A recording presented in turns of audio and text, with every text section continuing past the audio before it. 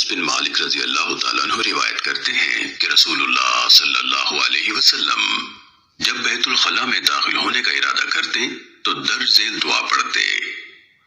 حماد بن زید کے الفاظ ہیں: اللہم انی اعوذ بک من الخبث والخبائث، اعوذ باللہ من الخبث والخبائث، اے اللہ میں خبیث جنوں اور جنیوں سے تیری پناہ میں آتا ہوں۔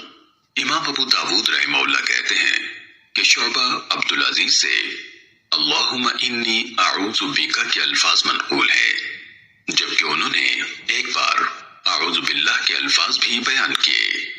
امام ابو داود کہتے ہیں کہ وہیب سے فَلْيَتَعَوَّذُ بِاللَّهِ، امام ابو داود کہتے ہیں کہ وہیب سے فَلْيَتَعَوَّذُ بِاللَّهِ، اسے اللہ کی پناہ لینی چاہیے کہ الفاظ منقول ہیں۔